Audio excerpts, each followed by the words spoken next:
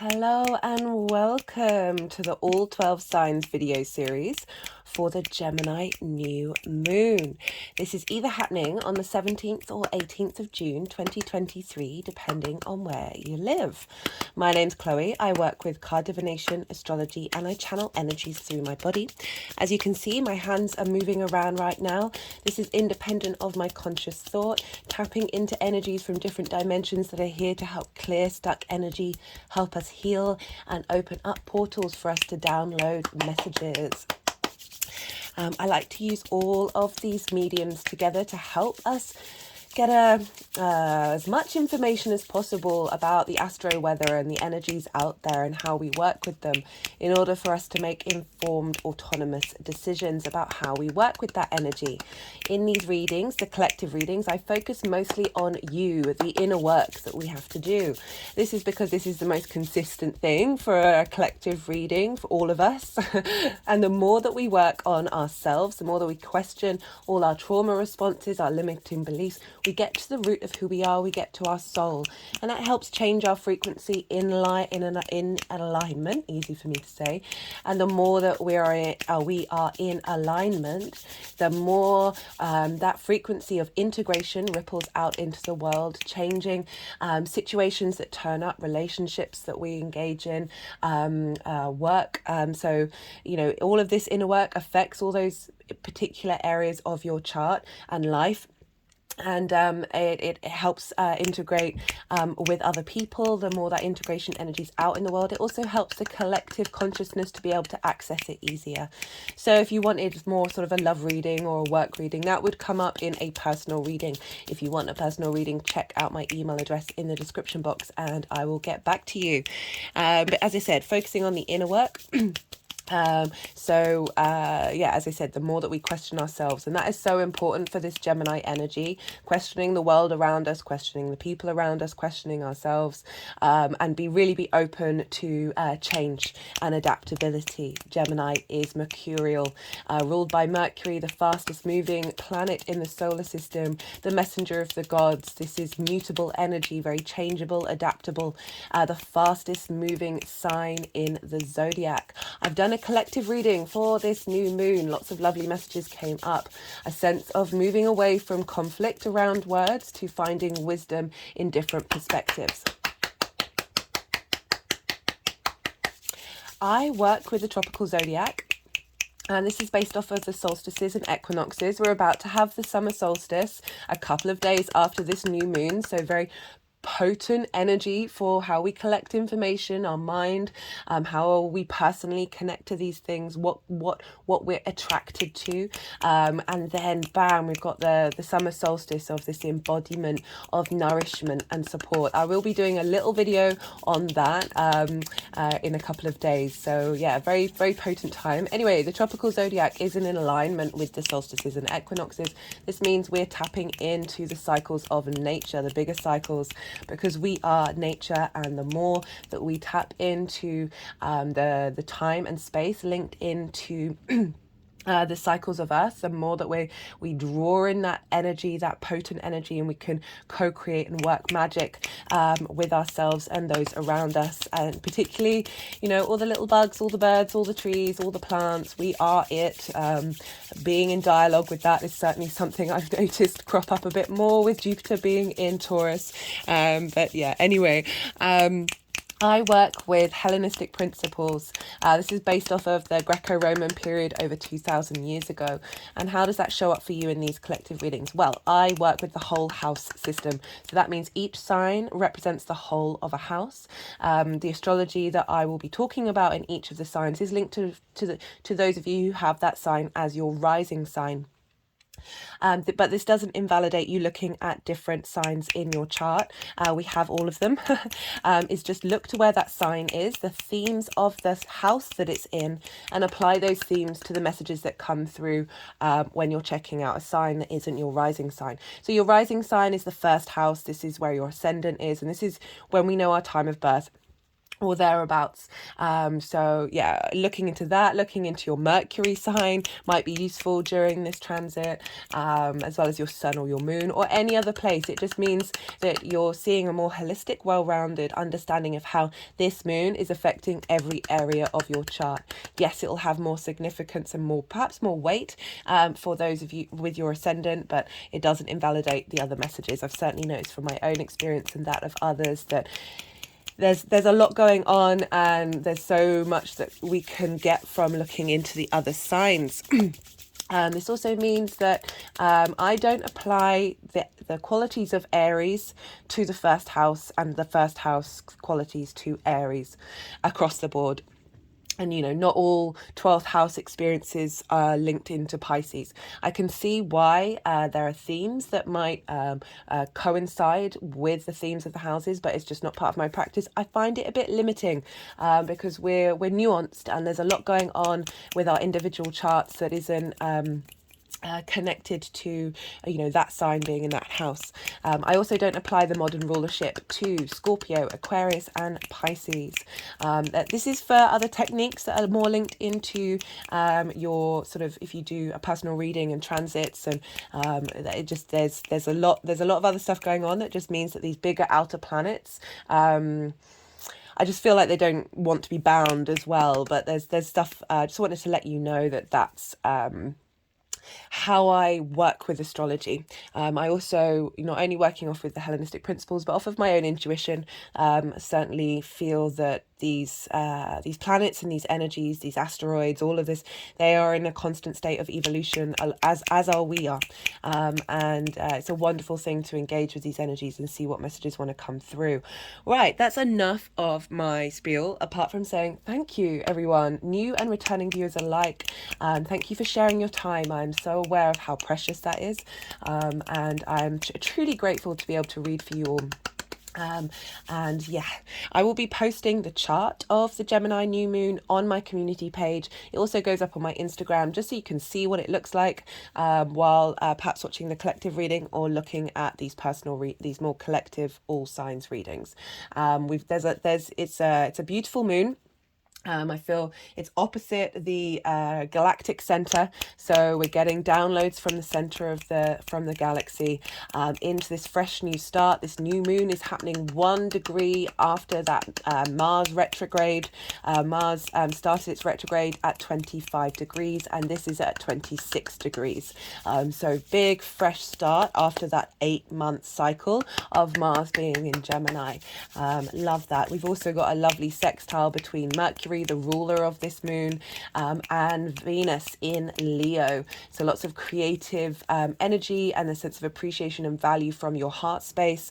The heart was prioritized in Egyptian times. It has neurons in it. It's got a bigger electromagnetic field than the mind. Yet we put so much dominance in the mind. And I really like this combination of Venus but she's going to be at 11 degrees of Leo, and she's going to enter shadow phase from 12 degrees. Check out the Leo, the Venus retrograde series for the next 4 months of this big 8-year cycle starting with Venus. And I just love how this new moon is just before she hits shadow phase, so really helping us with this new moon of how we collect information in alignment with this Venus retrograde, of getting it in tune with the authenticity of our heart. So really beautiful stuff. There's also lots of other aspects that happened in that collective reading, so I really recommend checking it out if you really want a sort of a wider perspective of how all of this energy is going to integrate long term, because this is a new moon. This is when we're planting intentions, planting new seeds, and being mindful of a new beginning that is at its inception point. We won't necessarily see action come about until perhaps in 3 months' time, in between this and the full moon in Gemini, but also perhaps halfway between.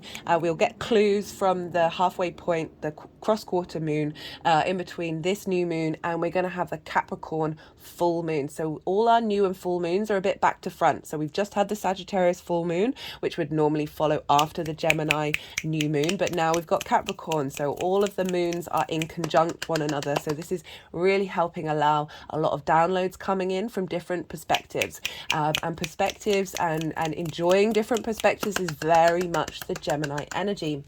Right. I'm going to talk about the cards that I pulled.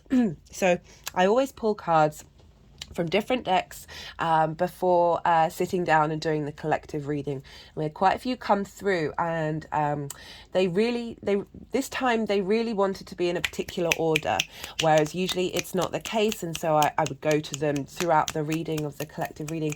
But I wanted, because they're in a particular order, I really wanted to do these separately to the collective reading that came through, and really help bring across the message that they wanted to engage with.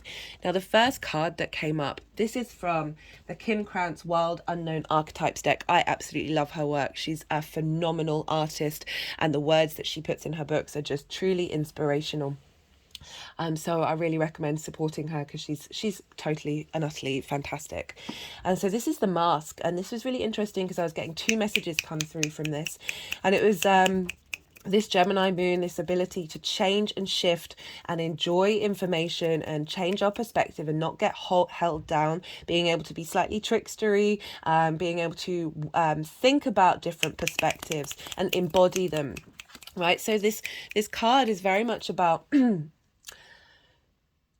essentially is as if you're dressing up in a psyche and an idea, and then embodying it and seeing how it feels. It's this playfulness of acknowledging that we are all players on a stage, right? We're in this massive stage that is called the universe, and there's a lot going on, and that this aspect of fluidity, this aspect of this mutable energy, the speed in which Mercury moves. We're dealing with an air sign of engaging in different constructs and just seeing how it feels, and trying to figure out where that energy comes from, where the root of that ideal, that perspective, that opinion comes from, and being playful with it.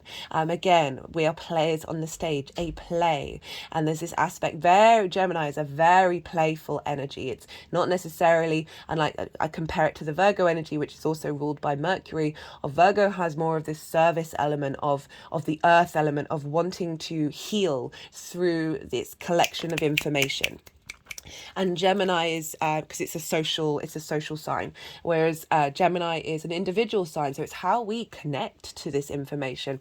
Where do we get the fun and the joy and the amusement from? It's very there's a fluidity to Gemini, and I really like this coming up of not only just sort of highlighting that we can play around with different masks, but at the same time, the other message that was coming through is authenticity, of getting to the truth of who you are, of stripping back those masks through this being open to, my hands are just sort of moving around my throat chakra, through this playfulness of exploring different things. We come to understand what is the truth of who we are. The authenticity, as I said, it's very connected to this Leo Venus energy of wanting you to operate from your heart space, from a space of authenticity. Leos are also very much linked into the performer, the play, and this sense of it's ruled by the sun, so there's attention being drawn towards you. So this combination of Leo and Gemini seems very potent at the moment. But as I said, so there's this duality here to these two messages that are coming through. Gemini is the twins, this sense of two sides of a coin, right? So we have the capacity to be playful and to engage in different things while still being able to contemplate and work out what is true to you. We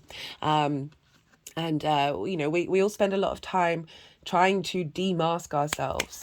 And I feel like the energy of this is not necessarily focusing on those masks. That is a process of pulling those back while still finding the playfulness of engaging in the 3D world and enjoying different experiences with different modalities. We are multifaceted beings. We have the capacity to be more than one thing while still holding the truth and the oneness within us. Remember, we are the universe manifest in individual form. We are both the one and the all. And it's not the sense of stubbornness, this fixity. We've just come from that Taurus new moon, this fixity of this is who I am and that's it, and it's never going to change. That is not what the Gemini energy is about. Right, the other card, the second card, is this is the Desert. Again, this is from Kim Krantz's Wild Unknown Archetype deck. And I am going to read from the book with this one because I feel like there's a lot of very important information to come through. The drought, the wastelands, the badlands. The desert leaves us disorientated, desperate for direction, grasping for meaning, longing for solid ground. For endless miles, we are confronted with a lack of clarity and existential dread. We are thirsty, hungry, pleading with life to get back to normal, to become animated by the simple pleasantries of the day-to-day life. The desert offers no such comfort, and all must pass through it. If you can embrace the discomfort of the desert, knowing you will, someday, reach water again, you can tap into the potent energy of the landscape.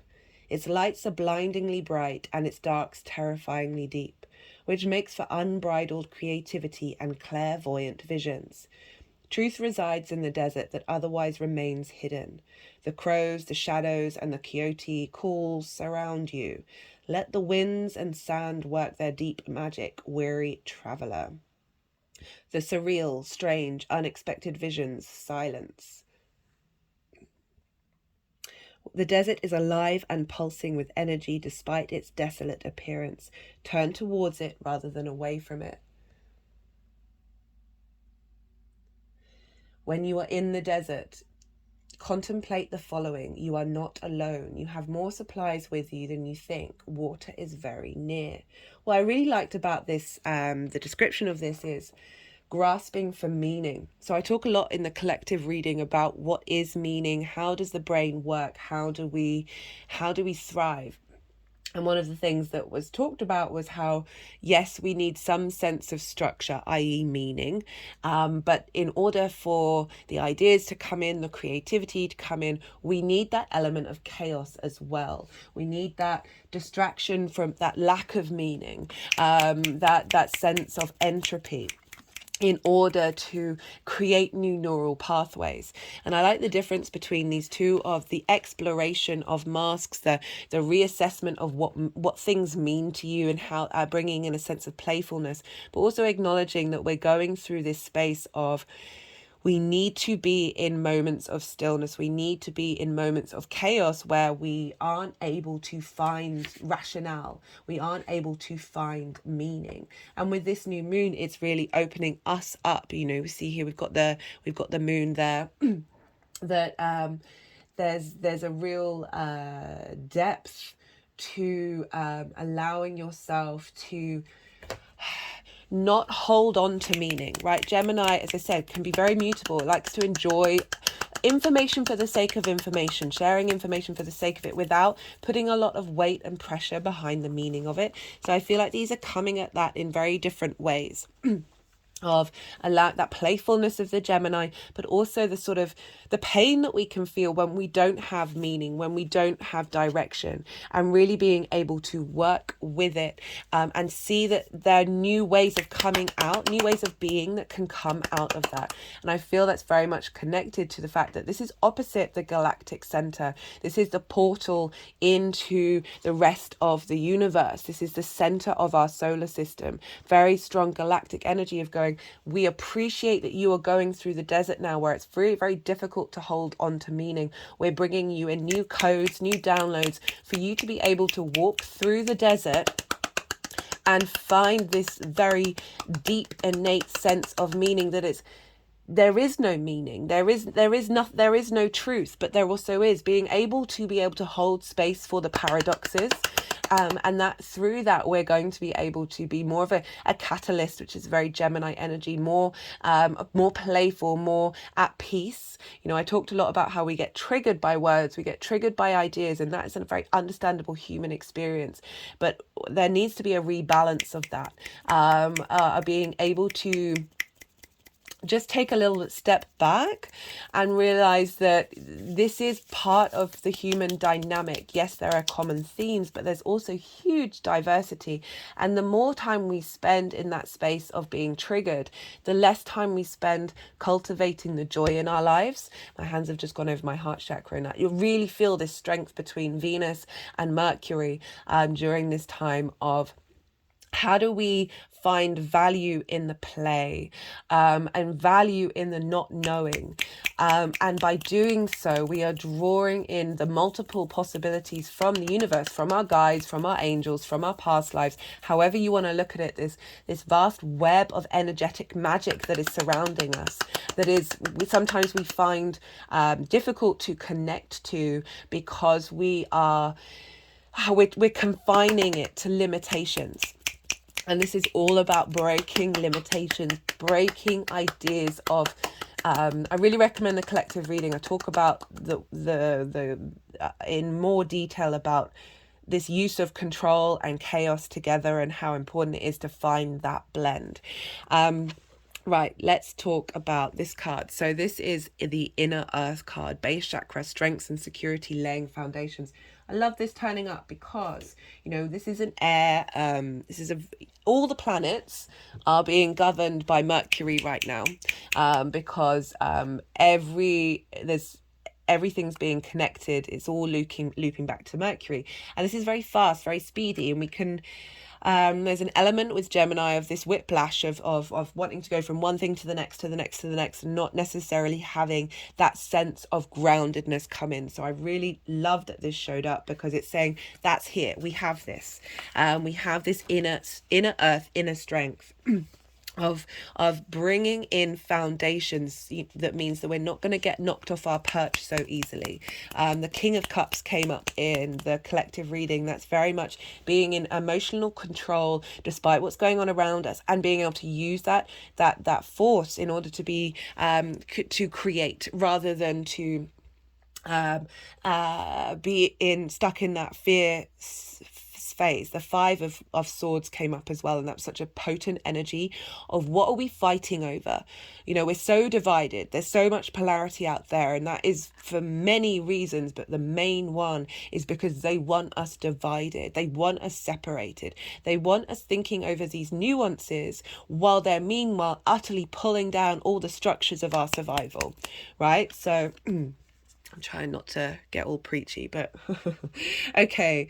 The message with this: you are becoming fully aware of what you. Sorry, this is the Carl Gray Gateway of Light Activation deck. All the decks are in the description box, so if any of them interest you, you're becoming fully aware of what you need in order to feel safe and fulfilled on the planet.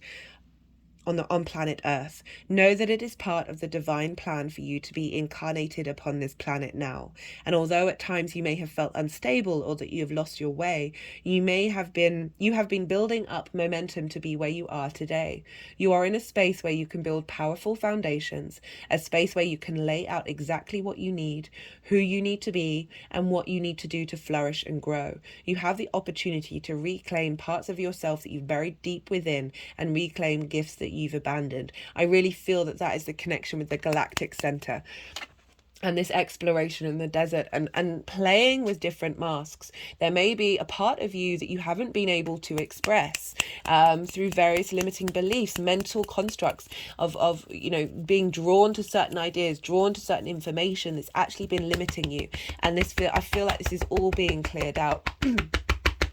I mean, there will always be things to keep on striving for and keep on doing. That's part of yeah, it just is. But certainly more peace. If you are starting any projects or are thinking about taking up something you've had on hold, now is the perfect time. The seeds you are planting are sending roots deep into the Mother Earth. You are held, you are supported. So I love this very, very grounding energy.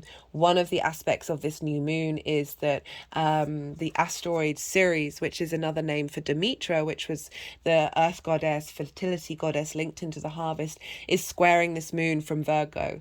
So there's a sense of, I really feel like she's like, I'm helping you heal, I'm helping you clear, energies that haven't worked for you, and I'm here to support you. This is also linked in with Neptune, but this very strong Earth Mother energy coming in saying, I've got your back. I've got your back, and I'm here to support your movement forwards. This is doubly backed up by the vessel, this came up in the Virgo, what it would have been. It was the Virgo new moon last year.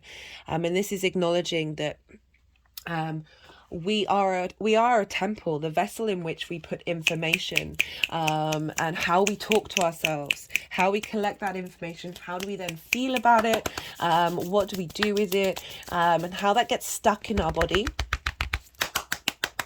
And through that energy being stuck in our body, it then forms how our neurons in our mind collect that information. What are we drawn to? What are we magnetized to? Like sometimes, you'll hear something, you'll be listening to something for maybe an hour, and like there'll be three things that ping in your head. And that's usually based off intuition and also limiting beliefs and trauma responses. Like, what is it that you need to know right now? And I feel like we're getting this clear out in our vessel, again, with Ceres being there in Virgo.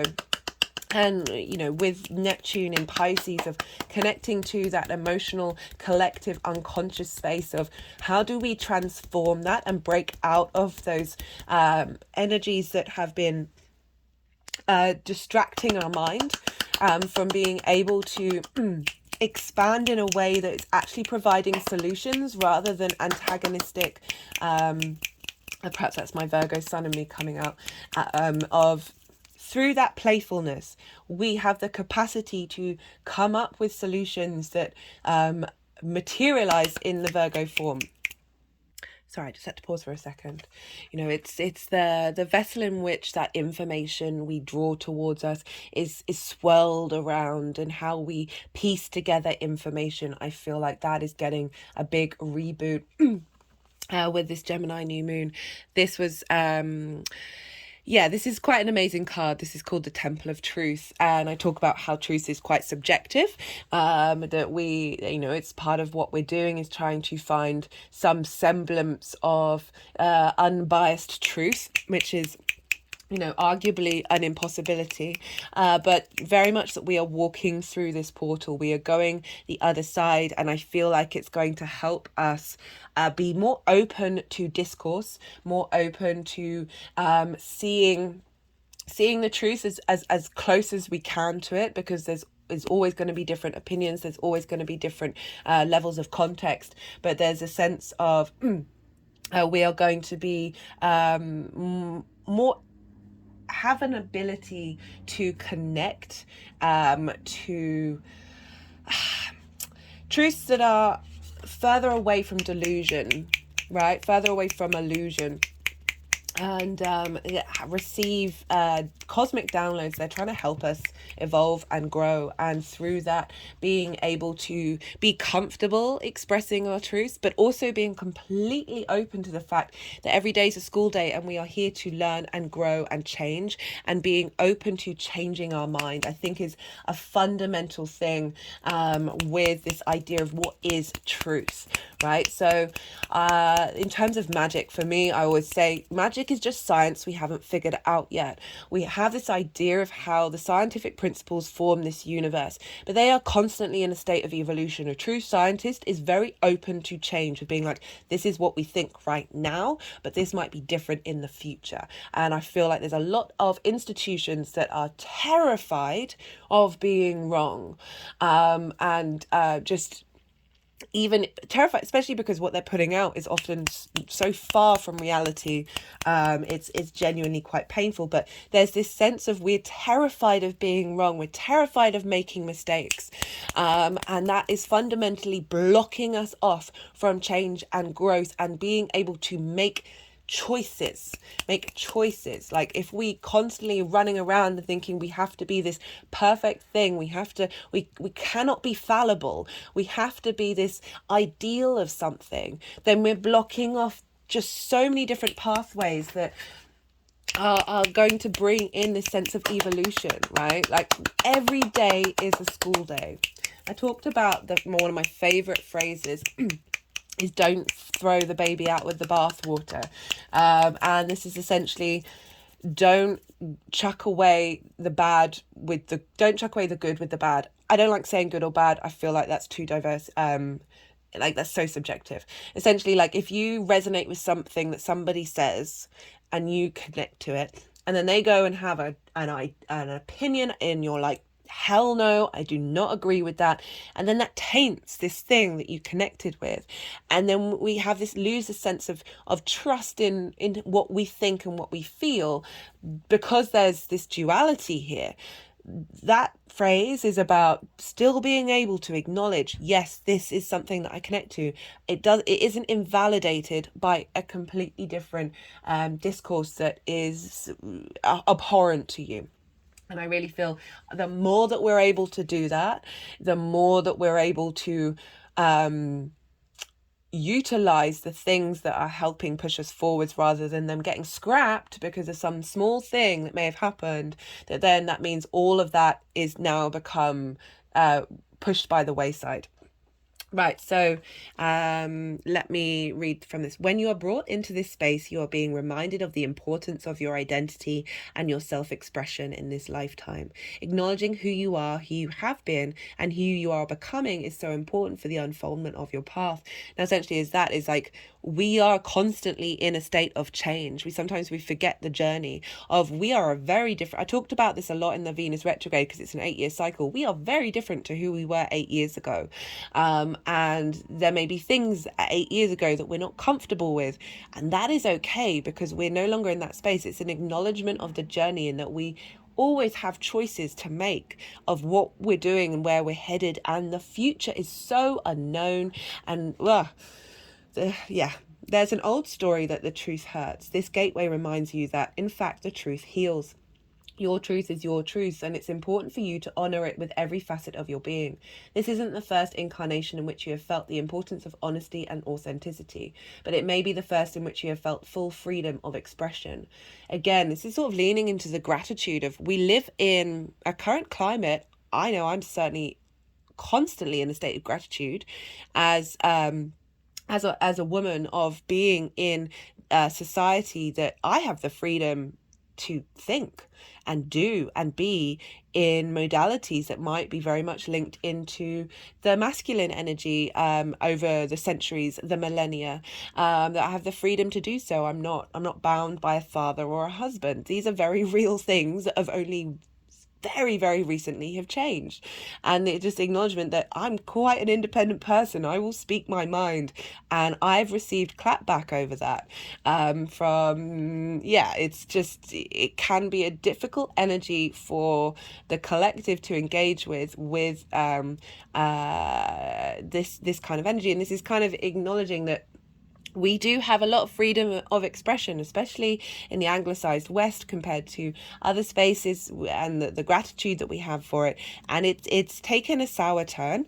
I really feel that we are rebalancing back into a space of being able to have debate, right? It's so very rare right now. I remember when I went to university, and I won't say where, that this was a place that I thought lots of different ideas would be able to come together and be able to express themselves, regardless of whether you agreed with them or not. Just the act of conversation, and through that we work through things. And very early on, it became completely apparent that debate was not on the table, and I was like, what's the point of this? What is the point? This is learning. Debate, critical thinking is the key element of engaging with information, and it's not taught in schools anymore, and it's being blanketed out in the collective mind, and it's heartbreaking. This gateway coming to you today is a message that there is something buried deep inside you that you haven't expressed, and this is causing energetic blockages on your ever unfolding path. That's linking back of some masks and some ways in which we collect information is actually hindering us from being open to these new downloads. Okay, they're just going over the fire card, which I will read, and that's about burning yourself up in the fire. Again, this is very much why I'm sort of linking in Venus, along with the fact that she's at 11 of Leo and Mercury's at 11 of Gemini. Is it a time to love yourself enough to honor the feelings that are rising up in you, for they are divine guidance that will bring you into greater alignment. So just, even though it's saying your truth is your truth, I agree with that but I also, Gemini is very much about paradoxes. It's also not your truth, right? So us holding on to constructs, you know, for me, very much the desire for us to be mindful in the actions that we take is what I feel is a truth to me. But I'm also open to the fact that that can change, right? So you can still hold a certainty whilst with the understanding that that may change in the future. You are not bound by these things. Right, so we've got the last two cards. No, in this row magnetism and flow. So magnetism, this is the elemental, what's it, the elemental oracle, and this is about drawing things towards you, and it talks about the magnetic field in the description. And for me, the immediate thing I thought of, well, that's how birds know how to migrate, know how to flow, is they're following the magnetic field. It's how you get your orientation. It is the compass for us all. And going back to say, you may hear certain words or an idea or see something, you know, it's not just about speaking and ideas. This is about how you connect information. So maybe you go into a shop and you see an item in there, and that is the thing pulling you towards it, saying hello. That's magnetism. It's how we connect to people. It's magnetism. It's the compass within us, and that is drawing these things towards us. And so often our compass is broken. Usually broken for a reason, for us to go on these journeys. But you know, this reason why I do this channel is to help us question our thoughts, question our actions, and try and really peel back the layers to get to the compass that isn't impacted by those trauma responses, isn't impacted by those limiting beliefs, is essentially your soul's compass. So I like how this, with the trajectory, we're being supported, our vessel is being cleansed, we're moving through a portal of the temple of truth, however subjective that is, but getting a more sense of clarity. And the other side of this is magnetism. Now, what are we drawing towards us? What people, what ideas, what opportunities, how we're collecting that information, how we're engaging in it, and it's moving into a state of flow.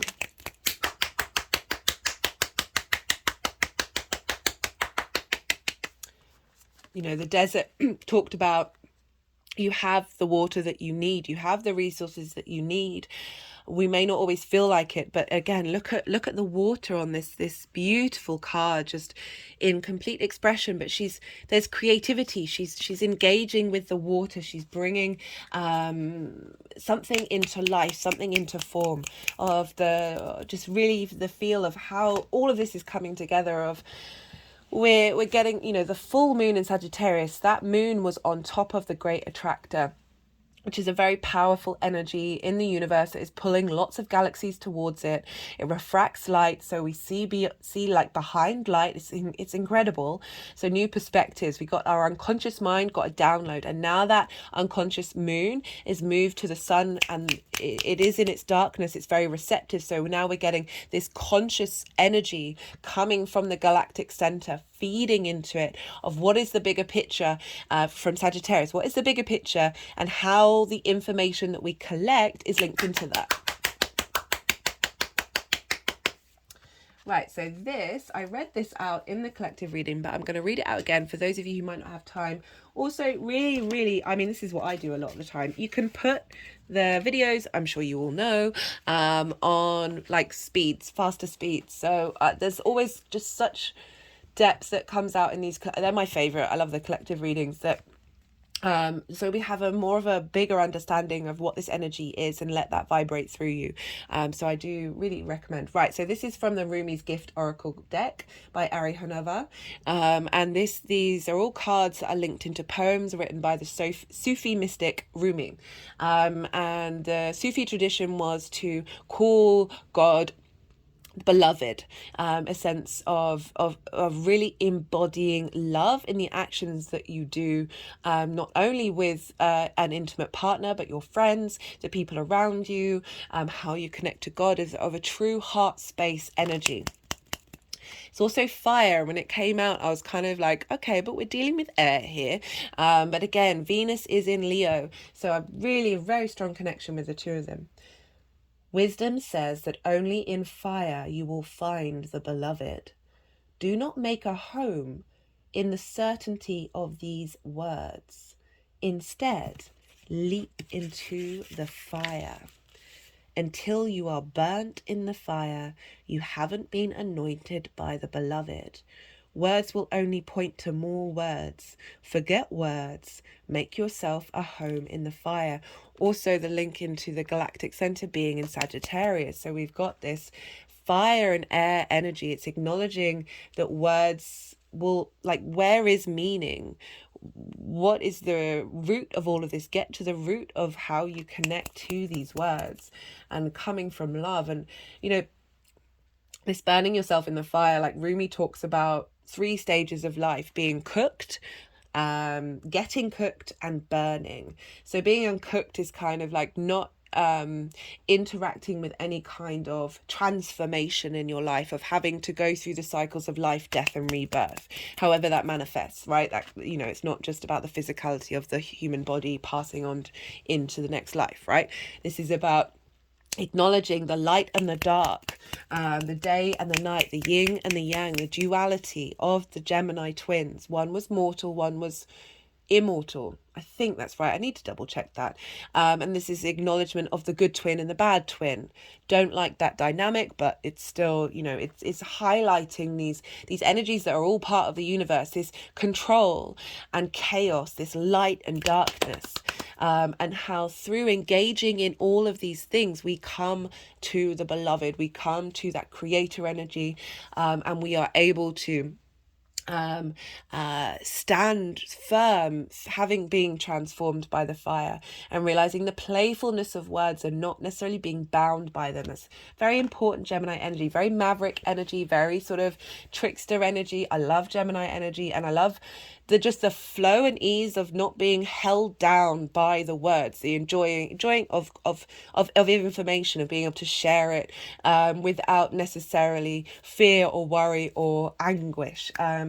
Right, okay, I'm going to finish there. That went on for a while. I'm going to be reading for Gemini and Taurus, maybe Aries. I always work backwards through the zodiac. So the initial one is always where the transit is. Yeah. And I recommend checking out the other introductions. I'm going to try and bring different themes in for this new moon, for us all, as well as the collective reading. I've also done a Jupiter in Taurus transit reading, the Venus in Leo. Those two are very entwined with one another. They're some of the biggest transits that we're having this year. They're going to affect us in the long term cycles. And yeah, be good to yourself, be good to those around you, and most importantly, be well until we meet again. Gemini rising. How are you doing, Gemini? For those of you just tapping into the Gemini energy, look to where Gemini falls in your chart, the house that it's in, the themes of that house, and apply those themes to the messages that come through. It's as if, I'm just looking at a spider on the altar. How fabulous. And it's as if that Gemini energy has now moved to the first house. For Gemini risings, you're having this lunation happening in your first house. This is the energies are being a bit funny.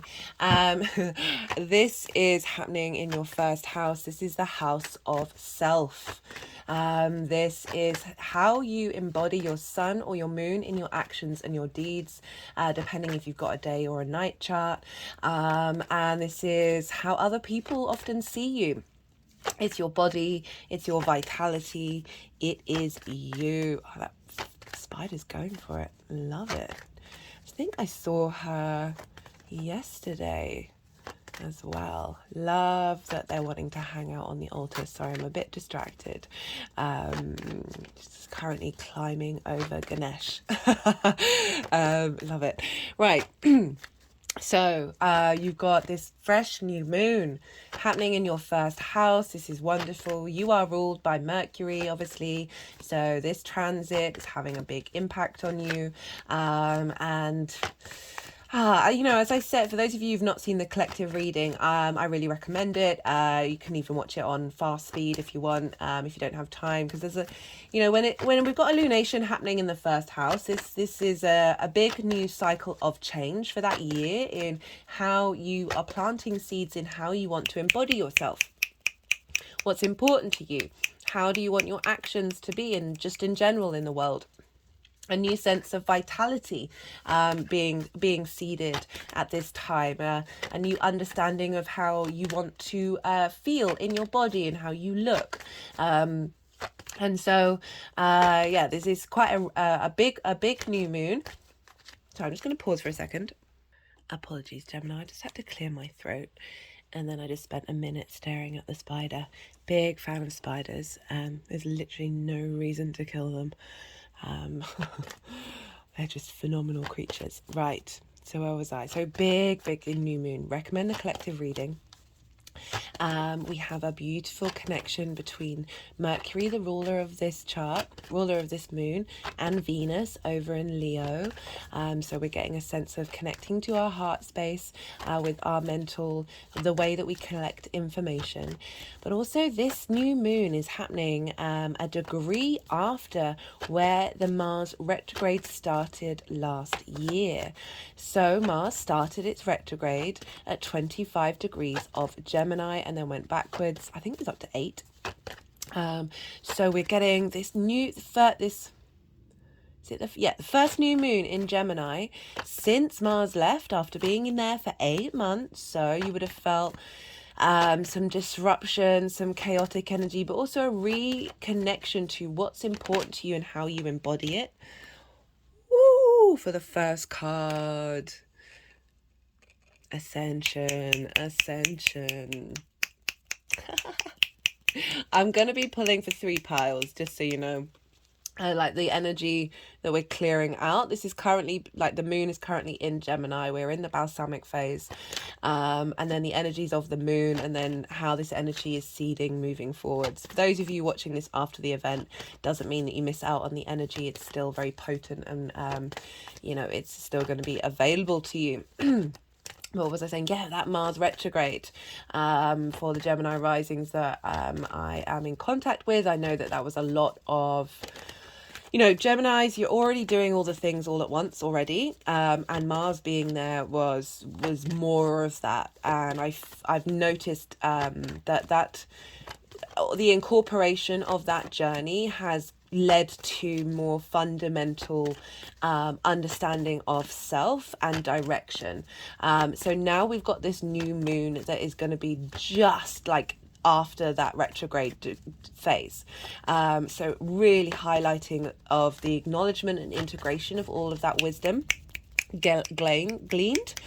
It might have also been very conflict based. It is Mars. It all depends on your chart, but there's a real sense of wisdom and clarity that's going to get embedded with this new moon, of then how you embody yourself, how you see yourself, how do you want to be seen, a reignition of your vitality, an understanding of of the direction that you want to be headed in. It is your sign. We're receiving cosmic downloads from the galactic center. So this is phenomenal for everybody, but particularly for you Gemini risings, because this is in your first house. This is an angular house. And this is angular houses, 1st, 4th, 7th and 10th. They're pivot points in the chart. They're very prominent, and they kind of have very big impact on us. And traditionally, and so you've got this beautiful new moon. As I said, Mercury, the ruler of it, is sextiling Venus over in Leo. So we've got this sense of love, of appreciation, of value of the information, and how this new dynamic of engaging with information is going to come through. So Gemini, it can be a little, as I said, fastest moving sign in the zodiac. Speed, go, go, go, go, go, go, go. That this can mean that there's a bit of a scatteredness to Gemini, and I feel like there's some So, you know, there's grounded energy coming in that's helping. It doesn't, you know, diminish the playfulness and the joy of Gemini and the true wonder of being able to engage in lots of different things at once. But I feel like the burnout that can be linked around that is getting support. That there's just going to be perhaps one or two things less that you're going to get engaged in. And just a little bit more focus. Oh, 2 6s. And yeah, just being able to utilize that ability to engage in lots of different things all at once in order, you know, I'm just thinking about why I'm focused on this spider, and they weave webs. And so there's a sense of the information that we're collecting being able to be weaved into a web that is going to provide support and structure and home, and also this ability to catch the sustenance that helps keeps you thriving. And rather than but again, spiders are able to rebuild that web every day. So it's not about needing this fixed structure, but being comfortable in the change and realizing you're always going to get what you need. But while still having that sense of structure, which I think is very mutable energy. Structure, but also change. Got the 3 of Pentacles. Love this.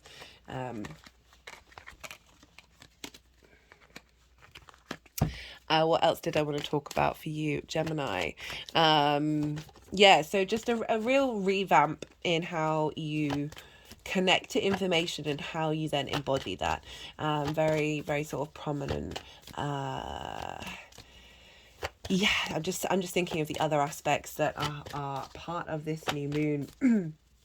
Again, we've got this beautiful magical T-square between Ceres and Virgo, squaring this new... Oh, I completely forgot. Squaring this new moon and Juno. Juno is conjunct this new... I'll mention this in an introduction.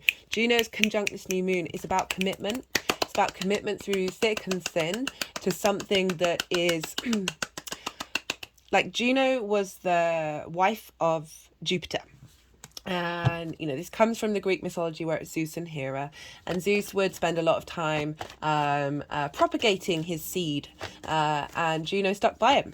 And it's this idea of, I'm not saying do that, but it's this idea of she really honoured the sanctity of marriage. That was something that was very important to her. So I'm not saying this is part of your agenda. But she represents commitment to something that is...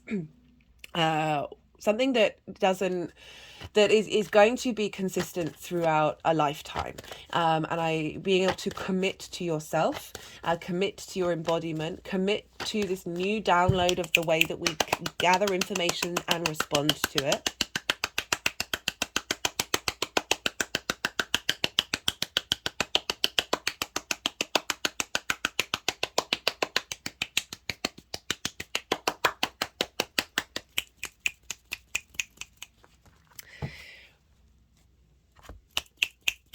So we're also, sorry, I try not to speak while the energies are being loud. But because we're dealing with the sun and the moon, we look to Cancer and Leo, because Cancer is ruled by the moon and Leo is ruled by the sun. So we've got this connection between, for you Gemini risings, your first house, your second house, and your third house. So the moon rules how the things that you value and your resources.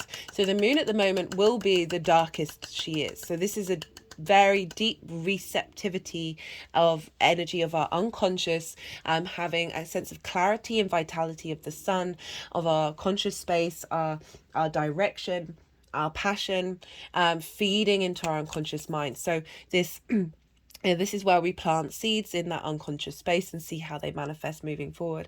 So you've got this very receptive moon, getting downloads from the galactic center that are going to help instigate and cause whatever the moon is doing, she's always leveling up where Cancer is in your chart. And so this is this deep sense of a reevaluation of how you value yourself. bringing in the way that you collect information is helping support and give you strength to your resources. A boost of your intuition based on the information that we collect. Like getting more nudges from the 3D external. As I said, colors, things, ideas, people, anything. This is all mercurial energy of information and meaning-making machines. Also the sun in Leo, ruling Leo, we've got this connection between Venus and Mercury, and so how you communicate your local environment, and how you operate in your local environment, very much from a heart space. So we're getting this sense of value from the second house, the sense of how you communicate that in your local community, all being impacted by this very fresh new start of this new moon. Now they put the deck down a while ago, so we've obviously, these are the cards that we've got this is for the energy leading up to this new moon, what we're clearing out, or what we're letting go of. So we've got the 5 of Cups and we've got the 6 of Swords, and so this is about grief. This is about focusing on that which seems out of reach, because you see these cups, they've knocked over, their contents have spilled out. And it's making me think about perhaps a frustration and grief around not being able to hold on to information, or hold on and continue and being able to do something and embody something. Again, that fastest sign in the zodiac. So there's speed, there's momentum, there's distraction. And you know, sometimes we can beat ourselves up about that. We can get frustrated. And what I love is it's being crowned by the 6 of Swords. So I really love this card. This is protection energy. 6 is, for me, very much protection and healing.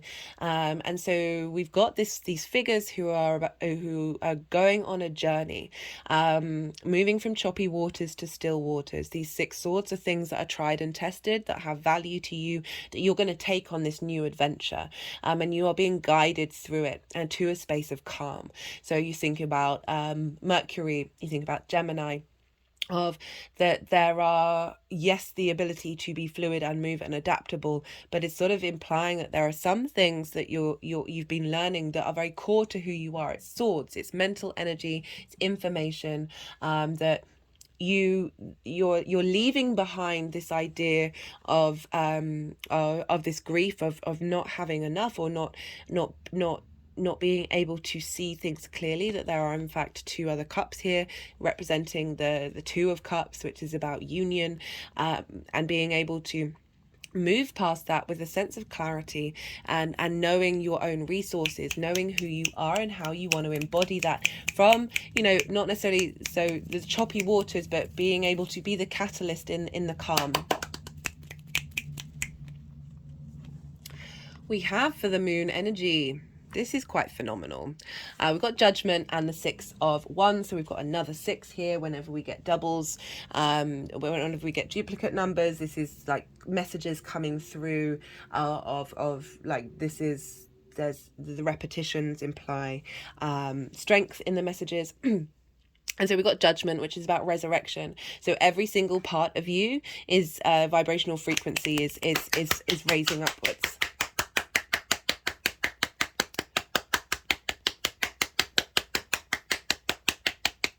And if you notice in the background, there's mountains, and mountains always represent a higher perspective. So we've got very strong energy coming in for this new moon, and this is the victory card. This is this figure has achieved something, and they're about to go and be celebrated by their community. So you know, this card often gives lots of different ideas. So this is the individual with the collective, but I also feel like this is all the different possibilities of you. You know, that frenetic energy, that mutable energy, that changeable energy, that there is still a unified whole within all of that. And it's a bringing together of this that is not denying your nature, but giving you a sense of strength and a sense of purpose and direction without limiting off that adaptability. And that's, again, dealing with paradoxes with Gemini is it's one of the reasons why I love the sign so much. because it really does allow us to get outside of constructs that and allow us to engage in more than one construct at the same time. How this energy is manifesting and seeding moving forward. So what is this new moon leaving behind? Remember, a new moon, it can cycle of 6 months. You may notice things from now until the full moon in Capricorn. But this is the long-term cycle of what this new moon represents. This is the Page of Cups and the Three of Pentacles. Page of Cups is this is very youthful energy, very playful energy, very intuitive, very creative. And I feel that because we're dealing with the moon and the sun here, of how we communicate our intuition, what the information you collect and then embody is based off of this intuitive understanding of both the playful and the creative side of Gemini, without feeling so much of the frustration. Like, there's just a bit more flow. If you watch the introduction, that was one of the key cards that came up. And we've got the Three of Pentacles, and this is mastery. So a real new understanding of yourself, and being able to see the truth of your embodiment, realize the skills that you have. Again, this is about, through that state of mastery, that vibrational frequency, you then draw towards you other people that you can collaborate to create something beautiful and long lasting.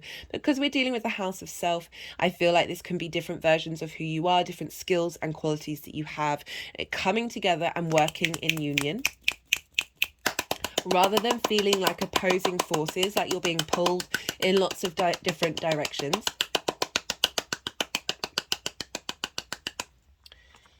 Beautiful. Right, so I'm going to pull some... Okay, no.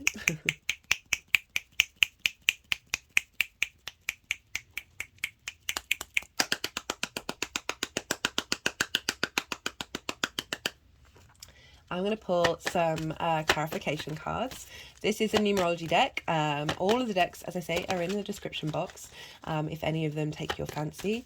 Let's see what card wants to come out for Gemini. So yeah, this is going to either get some clarification, some new messages, some straight up repeat messages. Let's see what wants to come through for Gemini. Just saw the patience card, and yeah, that's something that is a skill for us all, especially when we live in this very guys. And it's got the 2 there, and it's making me think of that 2 of Cups that's shown in the 5. We live in a dopamine-filled existence, and the speed in which Gemini moves is... Patience is not necessarily the key word for Gemini. It doesn't mean you can't embody it. 2s can represent balance.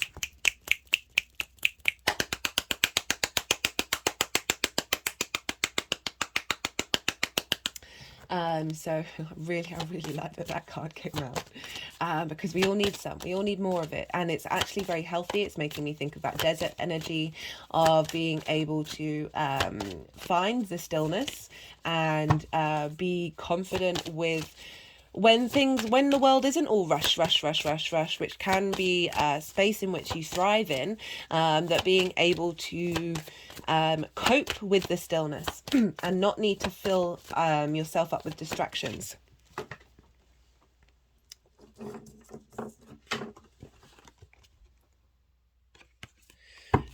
So this is the First Light Tarot, and let's see what final message wants to come out for Gemini.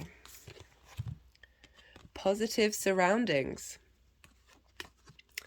So it feels like during this new moon, you may well be in very positive surroundings, but this is bringing in the energy of feeling comfortable in your embodiment, not second guessing yourself, realizing that who you are is part of society and has something to offer and provide that is worthy of celebration.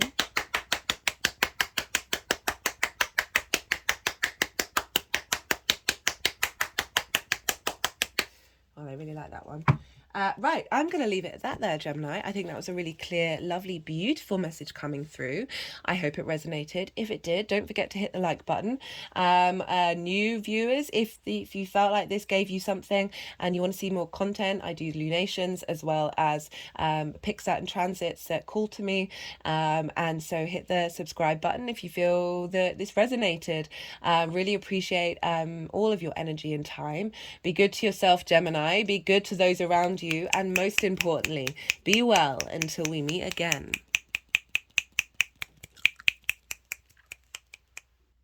Taurus rising. How you doing, Taurus? For those of you just tapping into the Taurus energy and it's not your rising sign, look to where Taurus falls in your chart, the house that it's in, the themes of that house, and apply those themes to the messages that come through. Take what resonates, leave what doesn't. But for Taurus, well, just in general, Gemini energy and Taurus energy is what they're called is inverted. So they're right next door to each other. And this means that they don't have sort of direct line of communication.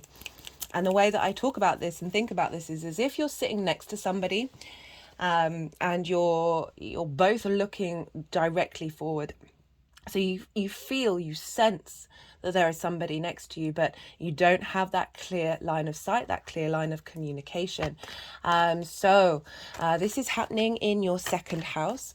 And by that, so let me expand a bit more on that. What's called inverted is that this energy is essentially through osmosis. There's sort of a subtle, my hands are just sort of moving around the sort of exterior of the energetic field. Like you're drawing this energy towards you. It might not necessarily have a lot of clarity and a lot of direction, but it's embodying itself on sort of the quantum level, the quarks, the subquarks, the atomic field of like integrating into your energetic field, and that the information that comes through will have a subtlety to it, yeah, it's not that it's not an important moon. It's just there isn't a sort of a directness that may turn up if it was a square or if it was a conjunction or an opposition. Still very beautiful that this subtle energy of a new way of engaging with information is being embodied in your second house, Taurus rising. So this is your resources. This is the tools that you have in order to make your money and how you manifest. So the method in which you work. Rather than, the tools you have in order to work, not necessarily how that work is embodied. And so it's also linked into the things that you care about, and also how you value yourself, which is often what I really focus on in this in these collective readings, is because when we don't value ourselves from a space of soul orientation, rather than when we value ourselves from trauma beliefs or limiting beliefs, our understanding of the value that we have as in this current incarnation gets diminished and gets pulled back. And the more that we really question and understand the truth and honesty of what it is that we are and what we're embodied, we're all wonderful, majestic beings sent from the universe. And the more that we get in alignment with that, the more that impacts how you use your tools, how you manifest, and then therefore how you bring in your money. We need money. Money's a wonderful thing. It is a tool. It is a sacred thing, and I have no shame against it. But everything in moderation, including moderation. And this is about how you engage with your value system, engage with those tools in order to manifest in this world. Right, so you've got Gemini, so this is very mercurial, this ability to collect information and bring it towards you and share that information. Very creative, very curious energy. Very playful, being able to hold different perspectives, being able master of many things. Well, there's an argument with Gemini, it's jack of all trades, master of none, but I don't necessarily agree with that. I feel like this ability to have lots of different tools at your disposal means that you can bring in sort of a holistic understanding of how you engage in the world based on your value system. This ability to hold space for different ideas, different constructs It's interesting, we got that for the Gemini card as well, Gemini reading as well. We're able to hold in lots of different constructs that then feed into and create new ideas. You know, it's information. It's not just like thoughts and ideas. This is how we connect to the meaning in the world. You know, Gemini energy can be quite controversial, that, yeah, but also very, very playful. It is a catalyst. So we're able to bring lots of different things into being, and being able to adapt and move through those and not hold on to them, like this ability to be constantly in a state of motion, a state of evolution when it comes to how you manifest in the world, speaking things into being, very much being I would love to bring that playfulness and that sense of appreciation into how you value yourself as well. So this new moon, very much, just got that card. It's wanting to go underneath these cards for now. We have just downloads coming in from the Galactic Center, which I talked about in the introduction. I really recommend checking out the collective reading as well. You can watch it on fast if you want, if you don't have much time, and get that download quickly, because this is a beautiful new moon. And why is it important? Well, it's happening a degree after the Mars retrograde. So Mars went retrograde at 25 degrees of Gemini. This new moon is at 26 degrees. So we're having a huge restart after that massive long retrograde that we had with Mars in Gemini. Mars was in Gemini for 8 months, and now having the sun's moved through there, we've got more clarity and understanding of what that was all about. Mercury's here helping us be able to absorb that information and transmute it, and now we've got this new moon. So really being able to plant seeds from the wisdom that we've learned through this retrograde, from the downloads that we're getting from the Galactic Center over in Sagittarius opposing this, bringing that into balance, bringing in the bigger perspectives of Sagittarius into the information that we're collecting. So we're getting a whole new neural framework that is helping us hold space for the joy of engaging in information, new and different information, but still maintaining the sense of a bigger perspective, of a more galactic perspective in how we then go out in the world. So for you, your value system, getting a clarity from the galactic center of the truth of your values, being able to interpret that with more clarity, and have a deeper understanding, soul understanding of your value, and then being able to be very playful with it, being able to that's hilarious, being able to bring that together, bring those tools, those tricks of your trade into how you manifest in the world, how you support yourself, how you are, your resources, your skills and your talents. You know, one of the things that the card said was the Inner Earth card. Yeah, Inner Earth card that I talked about in the introduction was about digging up resources that you didn't realize that you have, that are actually always there within you.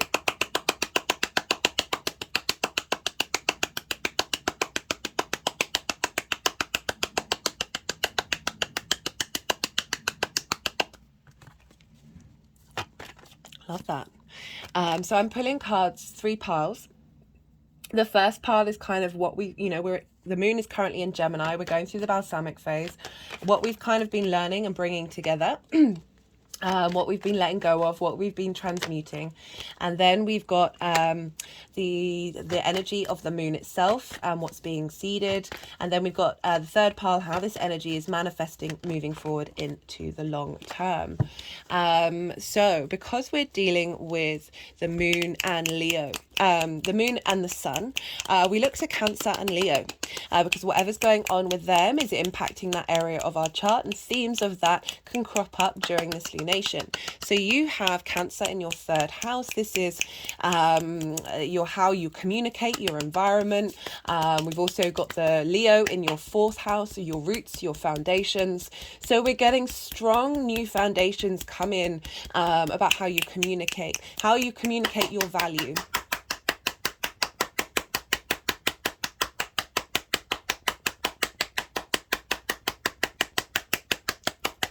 Had an energetic release. Woo.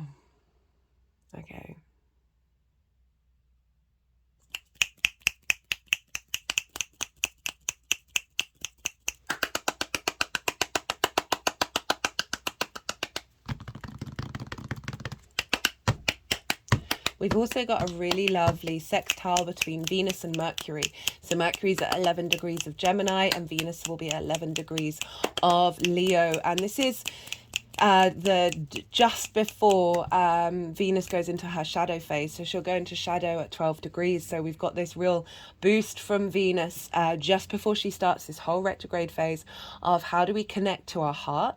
How do we connect? Because our heart has neurons in it. It's not all about the mind. We can be very focused on the mind, of bringing in the heart into this new framework, new dynamic.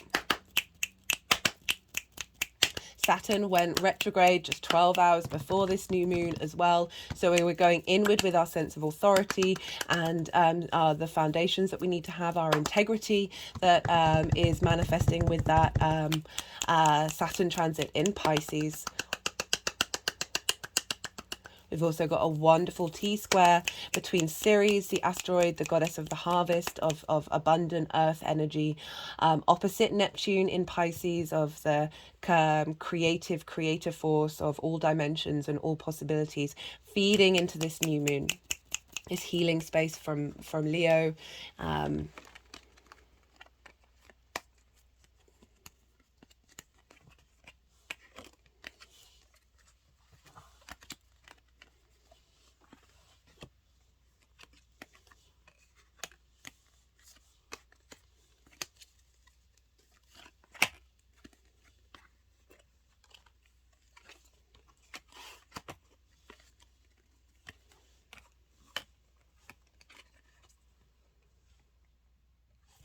Sorry, I forgot to mention this is, I mean, it's not so intense as it is in other transit videos, but I go quiet when they want to move the cards around, when they want to put them into piles, just because it can be very difficult to channel, think and talk at the same time.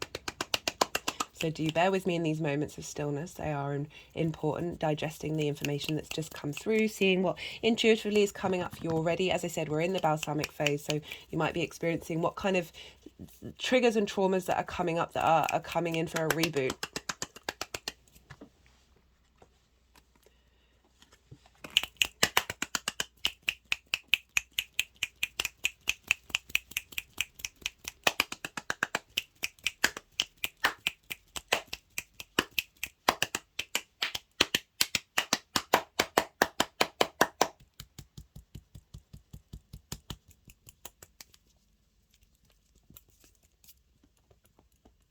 Doing something with your hands as well. It's just making me think, because they're doing things with my hands that they don't normally do.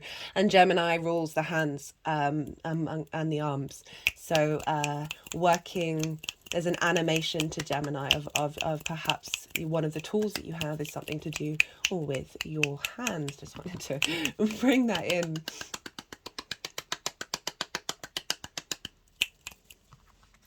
Okay, so we have for...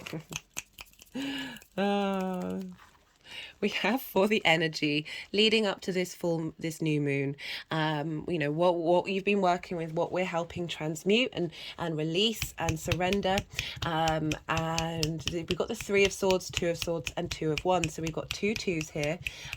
So you know, when we get duplicates like this, this is sort of just a reaffirmation from the universe of the messages that need to come through.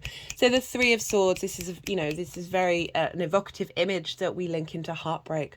It's not just about romantic relationships. It's about absolutely anything that is diminished your heart resonance from being able to vibrate at its strongest frequency. You know, often, so, you know, I talked about the compass and our magnetic field. Our heart has an electromagnetic field of 3 feet, our mind of 2 inches.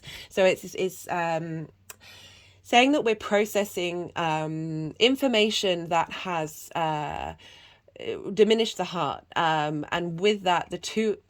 so whenever they do that, it's kind of like you've said what you need to say. With that, with the 2 of Swords, of being in a state of stillness, it feels like there's been a lot of opposing forces come in, that you haven't been able to make decisions, you haven't been able to clear things out. But I always get with this card that there's more to it than that. There's a real strength of being able to go inward and help, you know, the power in which this figure has to hold up those 2 swords in that way. There's a real sense of determination, of wanting to go inward in order to find the truth.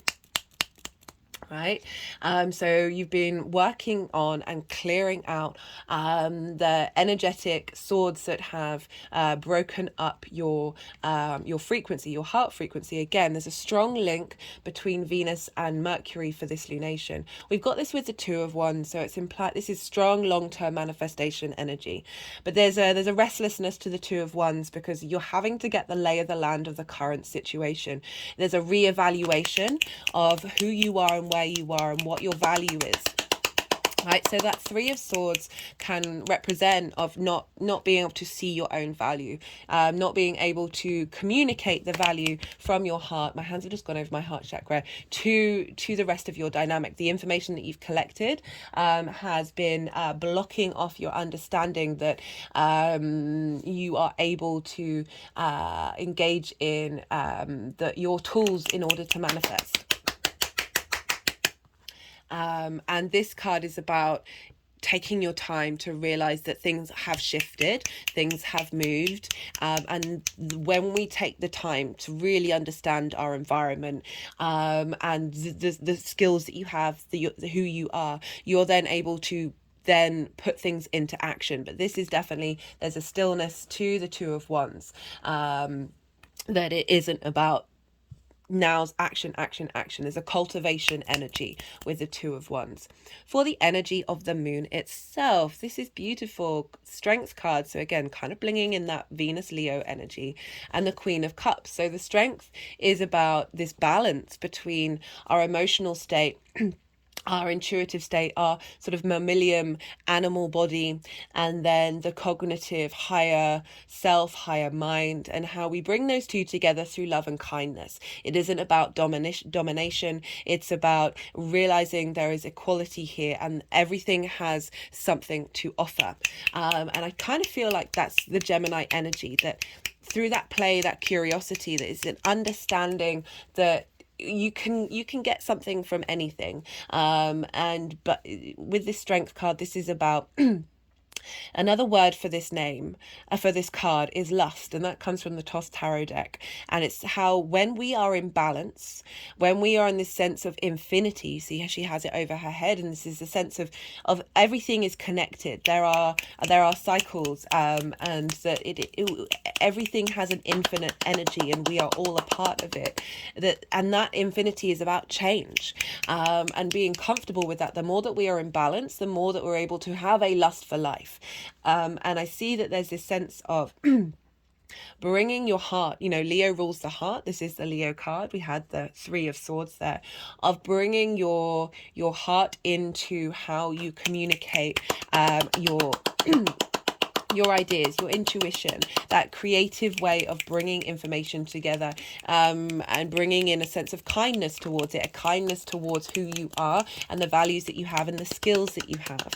And through that strength, that embodiment of appreciation of those different skills, we come to the Queen of Cups. And the Queen of Cups is very much about nourishment. We're getting fresh new downloads here. We're getting a sense of support and serenity with the Queen of Cups. So with the King of Cups, he's on very rocky waters. He's still very emotionally grounded in the way that he expresses himself, but there's a sense of turbulent waters, whereas here she's sitting very calmly at the on the edge of the beach. If you notice, the water is very calm, the skies are calm, there is a stillness here.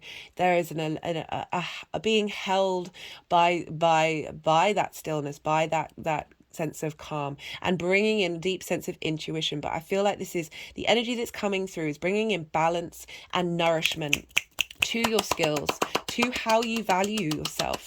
Like sometimes we find it really difficult to nourish ourselves, and the Queen of Cups is really calling for that. She has deep creativity, deep intuition, and this is about a sense of receptivity, of a cultivation of how this is going to build up and move forward. But through that, there's a sense of I'm definitely getting just the feeling of being held, just being held and loved during this new moon, that is perhaps activating again, as I said, this fresh new start that we're all having in how we engage with information, how we engage with curiosity and play as well, without feeling burnt out.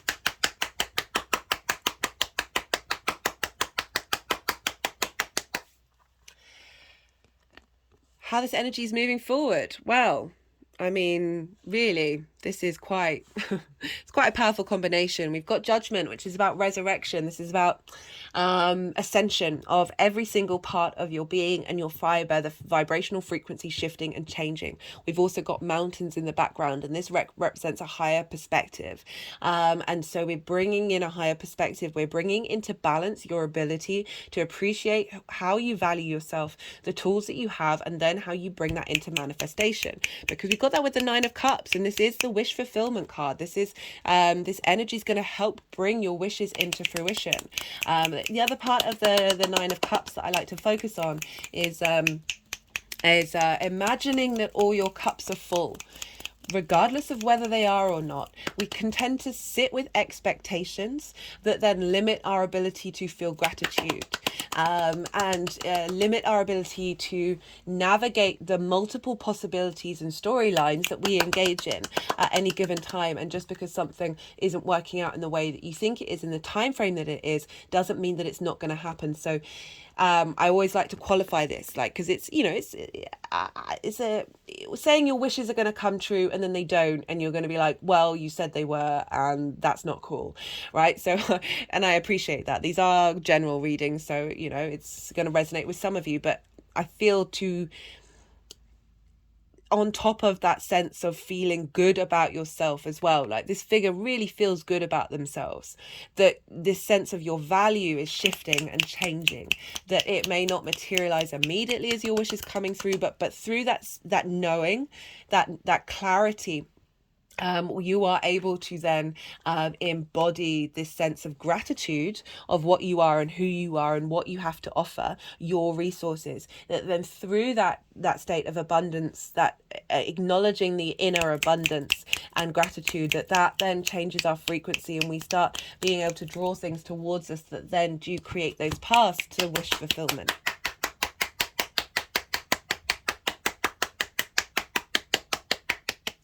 Right, I'm going to pull some clarification cards for you, Taurus. Let's see what's going to come up.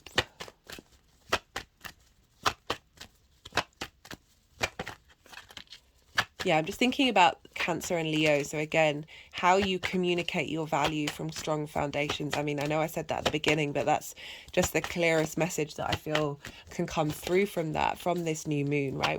We're planting intentions of how we want to engage in that area of our lives. That's going to be very subjective to you. It might, you know, I might talk a bit more about what kind of things to do on a Gemini new moon in a different introduction. So do go check those out. Yeah, maybe writing things down. That's so interesting. This card came up for Gemini as well. Patience.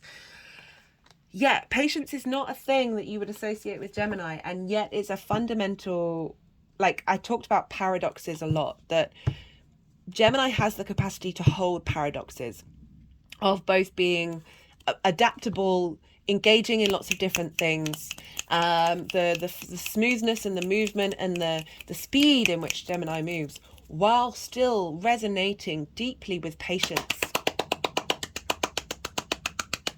and being able to be more than one thing.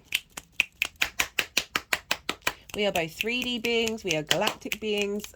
Every part of us is connected to different dimensions, different we are I nearly swore there. We are absolutely everything in the universe. Whoo! Just had a energetic release, or just basically shake all over the body, really, at that thing. And so it can be difficult when we're in, you know, Earth energy is heavy. That it can be difficult to. I've got conspiracy, truth, the value of theory. So exploring different theories and finding truths, you know, your ability to collect information and then bring it all together and disperse it out there. I feel like you're going to have more clarity and more intuition of picking up of what information is going to work for you in the long term, that's going to get to that Nine of Cups.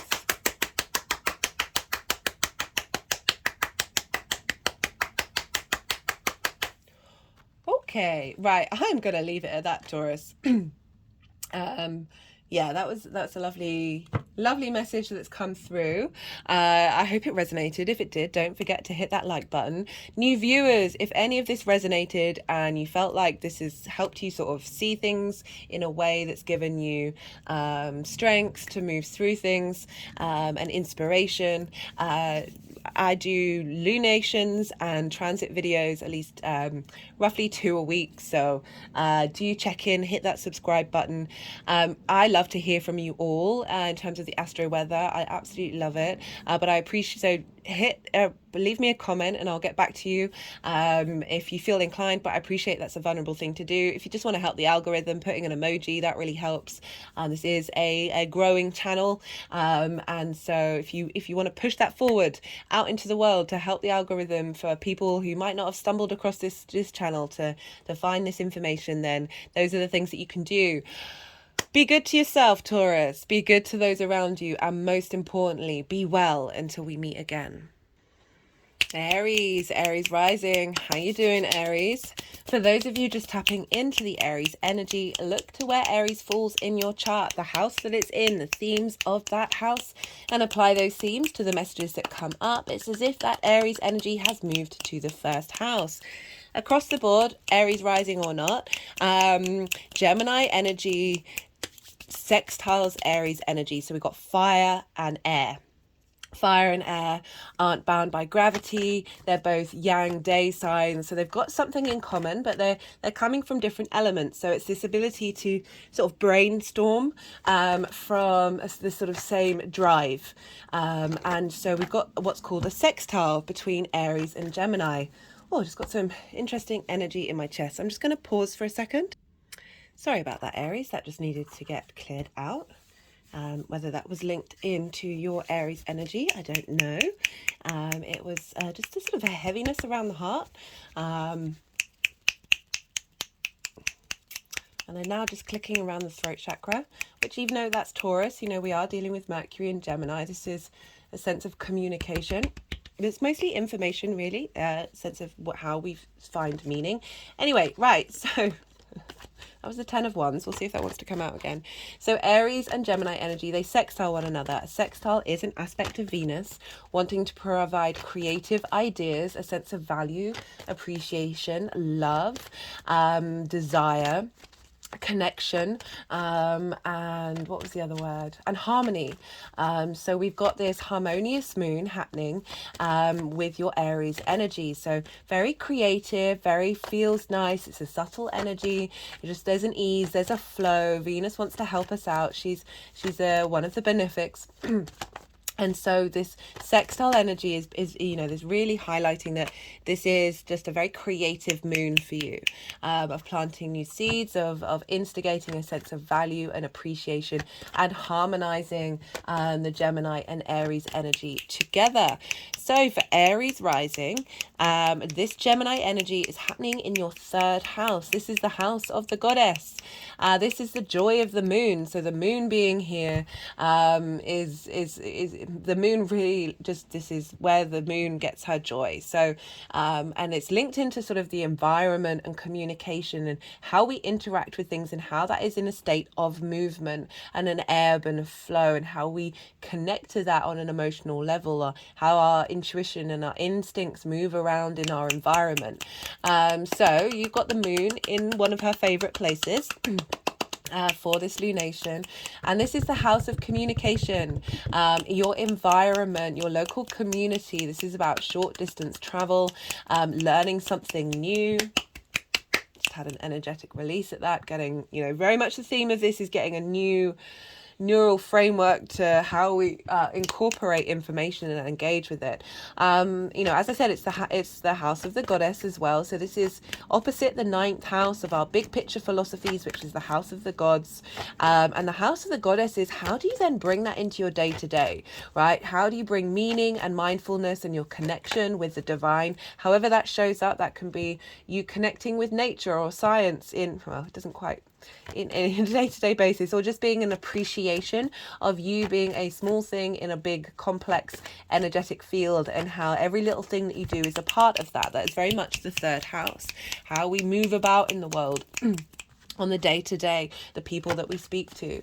But it's communication, right? So we've got Gemini here, so there's a sense of stimulation and movement and doing lots of different things in your day-to-day, how you communicate, how you express yourself, how you learn, and you know, the desire to sort of go and travel and traverse. You know, Gemini is the fastest moving sign in the zodiac. It is mutable, it is air, it is ruled by Mercury. So there's movement, there's curiosity, there's engagement, there's joy, there's a sense of catalytic energy.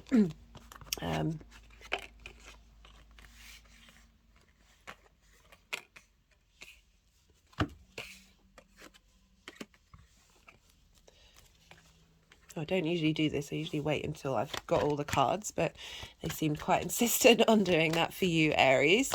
And so this is sextiling your Aries energy. Aries rising, this is your first house, how you embody your sun or your moon in your actions and your deeds, depending on if you've got a day or a night chart.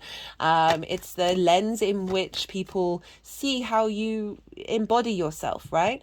It's often how other people see you. It's your body, your vitality.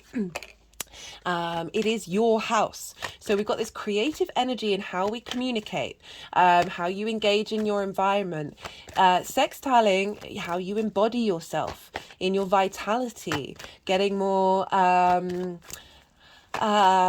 strength and creativity and a sense of appreciation from your local community, a sense of appreciation in how you communicate that in your embodiment of your actions and your deeds, a sense of harmonizing your embodiment of self in the way that you communicate in your local environment. It can also, as I said, about starting something new. It's linked into schools, but also starting something fresh that you haven't learned before.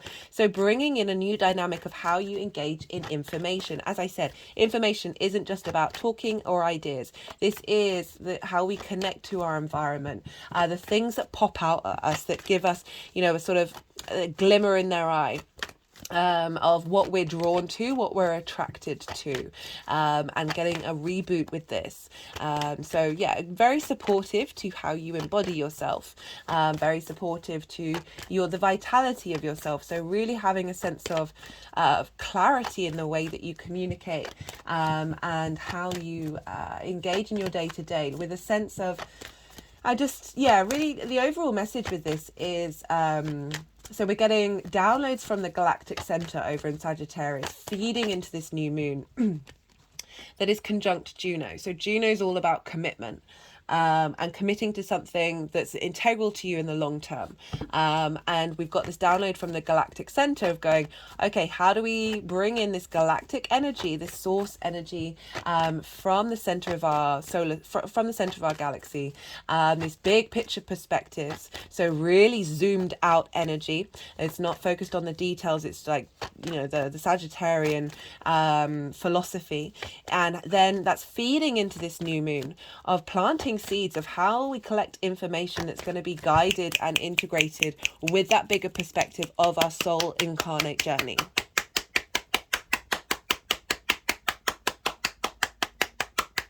I mean, I personally have noticed the synchronicities have got wild. I talk about this in the collective reading. They've really started building and building and building.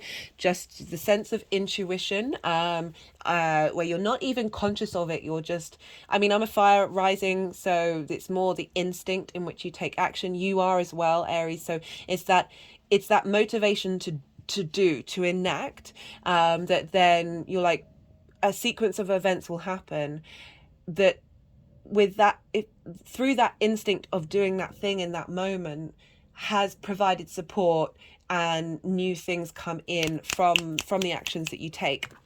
And we haven't even hit the new moon yet. So this is a really big build-up of our ability to connect to information that we might not have even been able to through limiting beliefs.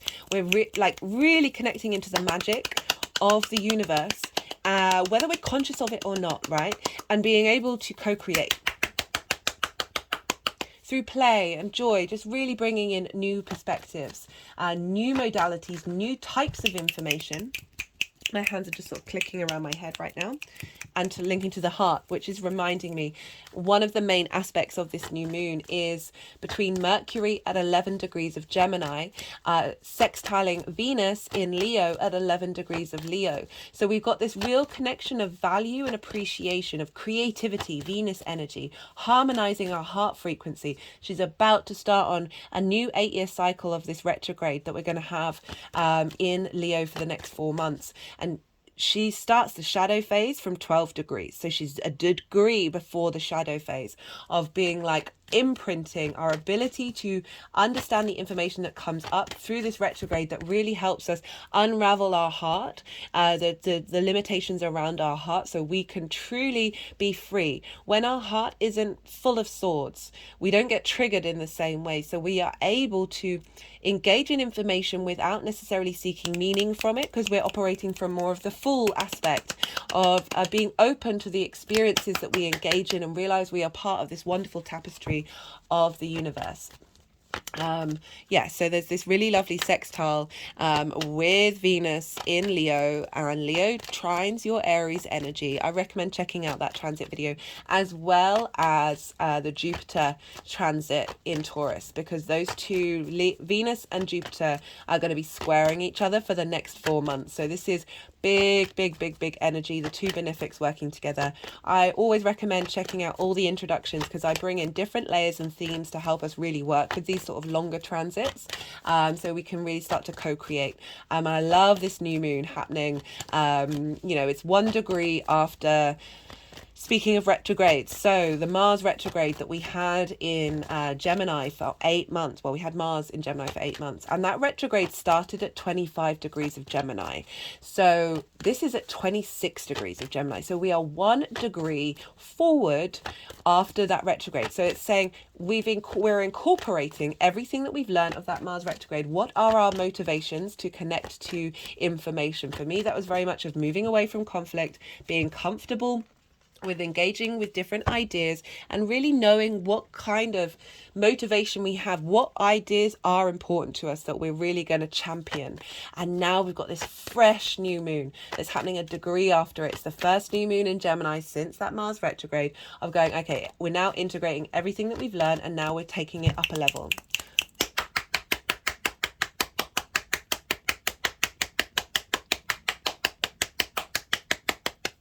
Which I love.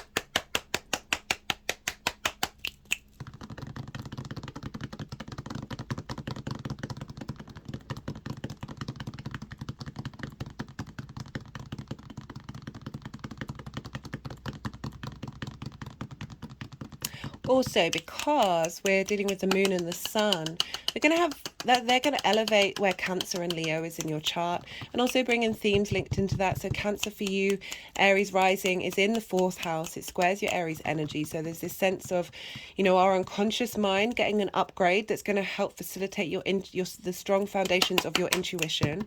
And the sun with the Leo energy of getting a real clarity and understanding of where you're headed in terms of your creation energy, your passion.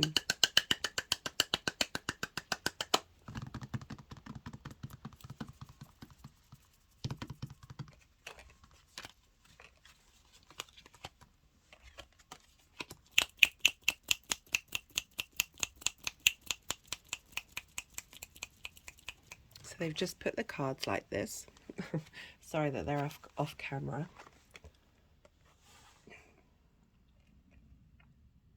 There's a lot of movement in these cards for you, Aries.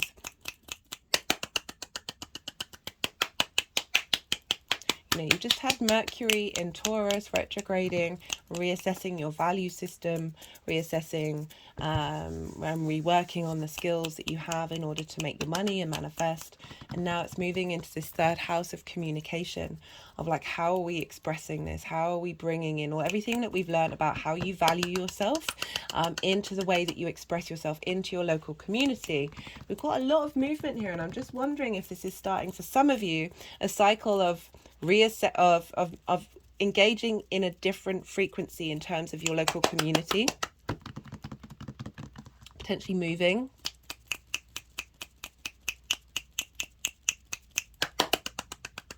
Like a leveling up of the dynamics of how you want to engage in your local community, how you're bringing meaning into your day-to-day from sort of a higher perspective, having evolved and grown of understanding of your values. You're now like, okay, well, how am I putting this into practice in the my environment? How am I bringing in a sense of clarity and understanding with the information that I'm gleaning around me in my local environment that is helping strengthen this sense of evolution.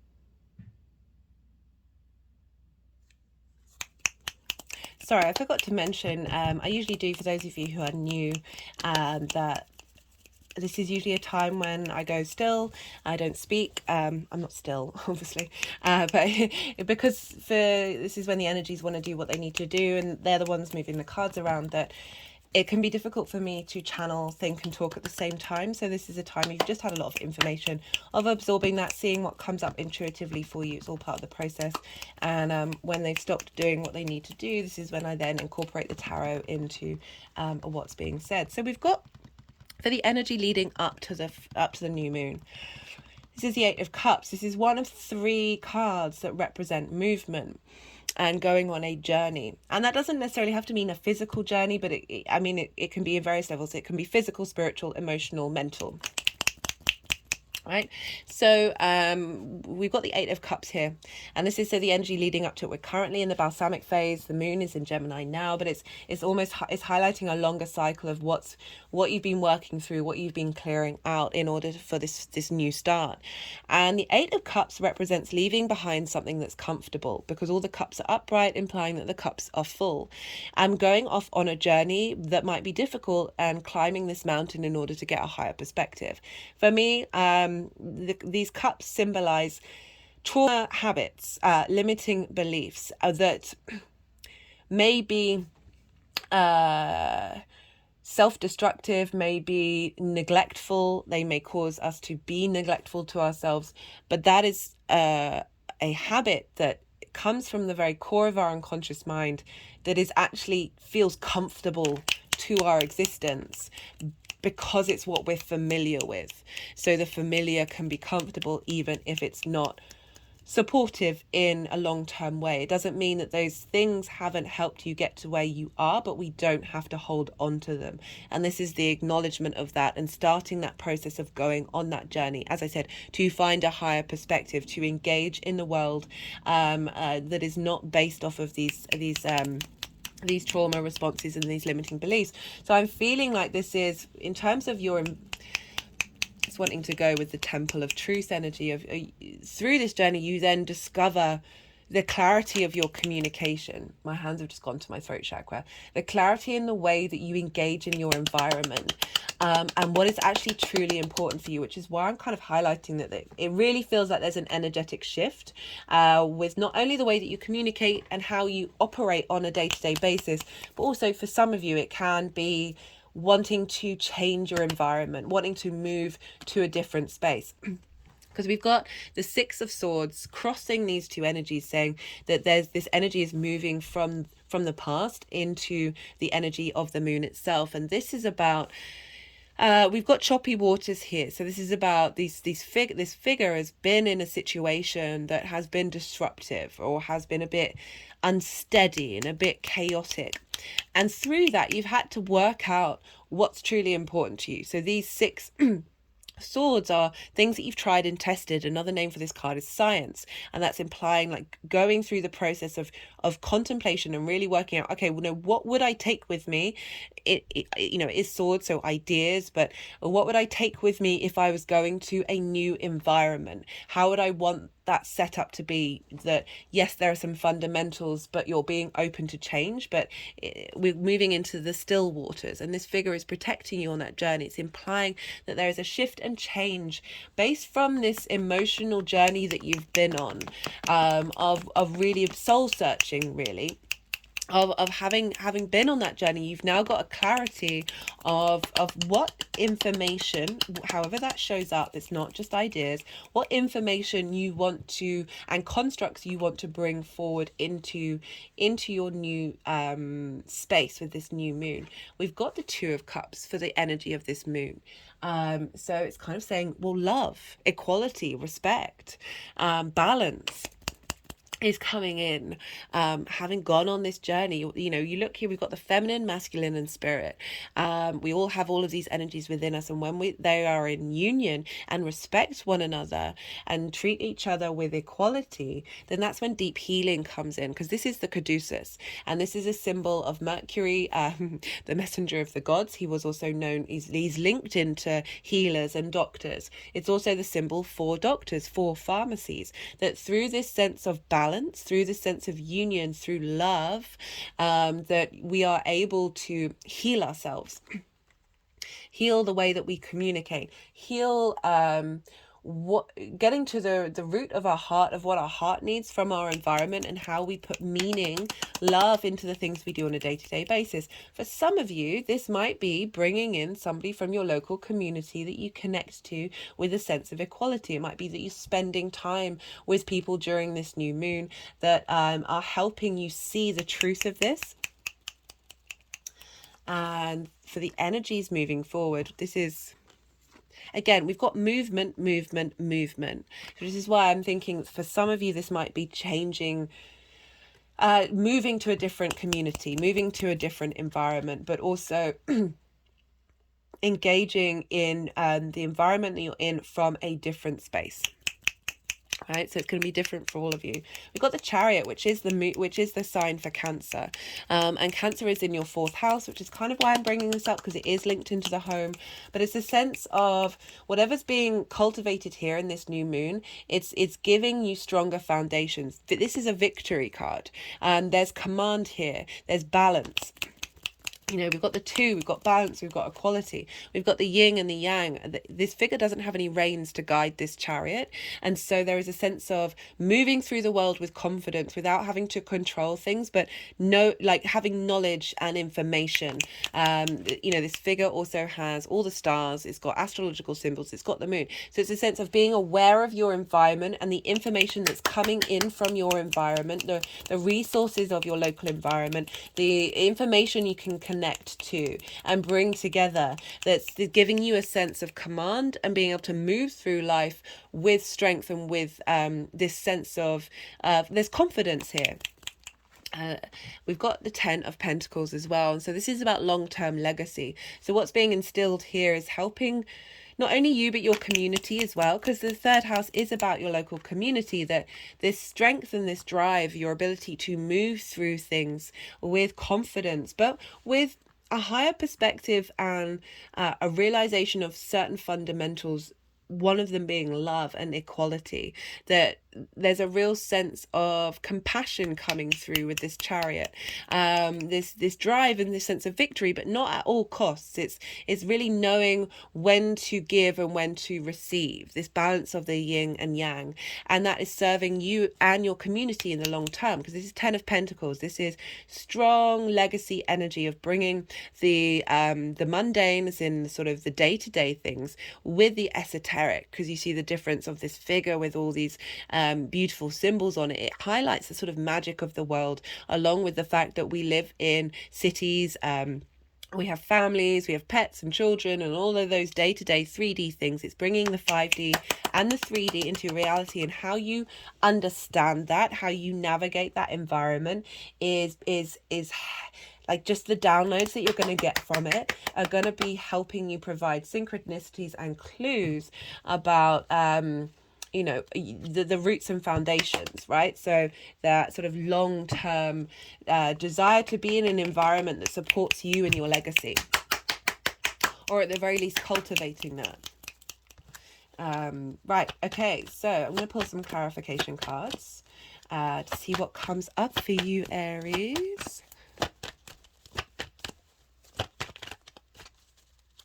Yeah, I like the combination with Venus in your sign of creativity, with how you communicate, that bringing in the love element with the mind, and allowing them to work together rather than fight each other.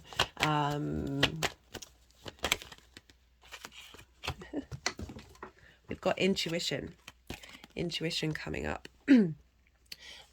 So the journey that you've been on has been helping you build your intuition, helping clear out those limiting beliefs that may have been a bit difficult, may have been rocky, helping clearing out your trauma responses, and allowing your intuition to flourish from a place of love and respect that is facilitating your long-term legacy.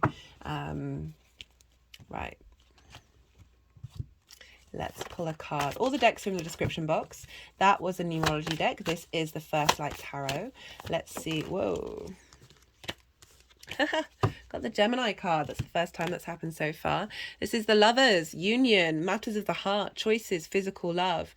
You know, again, for some of you, this might be meeting someone in your local community that is, that is from, you know, the sort of the Lover, Two of Cups. But these are both parallels to me. Like this, in the traditional Rider-Waite, it's the feminine, masculine, and spirit again. So when these are all in union with one another, when we acknowledge that we are multifaceted beings, and we have so many different energies running through us at all times, that this ability to sort of yoke them together without diminishing their individual energy, but understanding that they are part of a whole, that we are then able to make decisions for the long term. The Lovers is more about a crossroads and choices. So in the predating the Rider-Waite, it was a masculine energy and two feminine energies, and it was about him making a choice, right?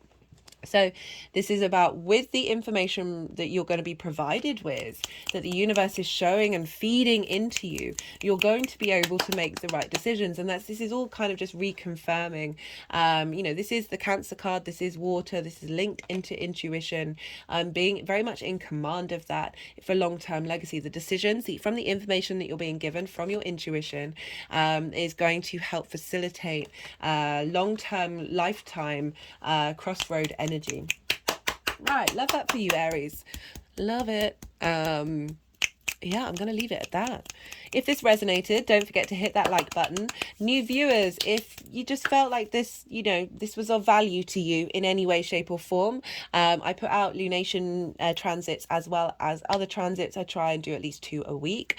So there's always a lot of content. And so if you feel so inclined, hit the subscribe button. I love to hear from you all about the astro weather and how this is turning up in your life.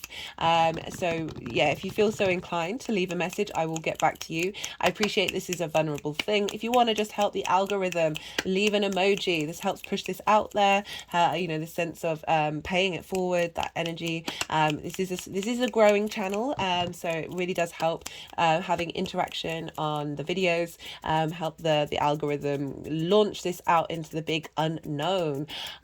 Be good to yourself. Be good to those around you, Gemini, Aries. Sorry, I apologize. But most importantly, Aries, be well until we meet again.